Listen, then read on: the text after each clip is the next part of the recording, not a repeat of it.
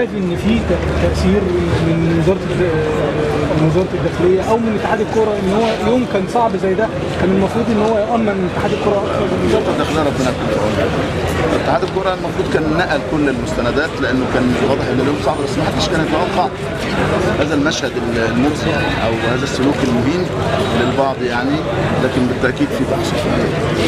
حضرتك شايف ايه الخطوات اللي المفروض اتحاد الكوره؟ انا ما عنديش خطوات، انا عندي قانون. طبق القانون الاول وهات المجرمين دول وحاكمهم، بعد كده ابدا ابني البنى. ده الطوب ده سهل خالص، يدوا ابني ياخد شهر ولا شهرين، لكن التاريخ اللي اتحرق ده هتجيبه منين؟ قانون يبقى فيه. تعليق حضرتك عن مباراه زيمبابوي وطلبها الرسمي لو احنا ما كان زيمبابوي كنا عاملين ده وضع طبيعي جدا بس ان شاء الله تنفذ.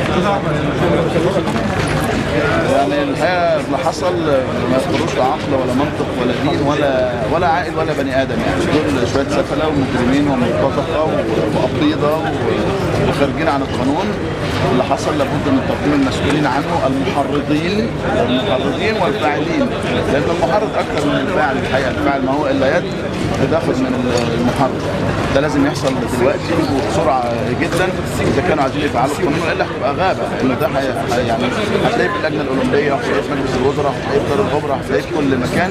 امبارح طال مكانين مهمين جدا اتحاد الكوره ونادي الشرطه، وبالتالي القادم سيكون اسوء لو لم يتم التصدي بعنف لمثل هذه الظاهره الخارجه عن القانون. اما اللي انا شايفه انه اتحاد الكوره دمر وتاريخنا كله دمر بالكامل. اتمنى من اتحاد الكوره انه يوفق في اعاده البناء بسرعه ولملمه الاوراق، لانه ده هيكون مهم. وسعيد بقرار الوزير وبقرار الاتحاد ان المسابقه تستمر. ده كان ابلغ رد لو وقفنا المسابقه. ايه موقف بالنسبه لاتحاد الكوره وعملوا يبني علينا بسرعه. انا قلت لهم اجتمعوا هنا، نخش هنا بتاع الاتحاد ده، واجتمعوا يعملوا اجتماع هنا، وانه يعيدوا البناء بسرعه، وانه يبقوا موجودين في اجتماعات مستمره الفتره دي، وادوا رساله انه اذا الشعب يوما اراد الحياه فلا بد ان يستجيبوا القدر، لابد ان يتمسكوا بالحياه وبالعمل وبالجهد، واتصور انه في النهايه هينجح ان شاء الله. هل اللي حصل في اتحاد الكوره ده هيأثر على الدور الثاني في موضوع حضور الجماهير ولا لا؟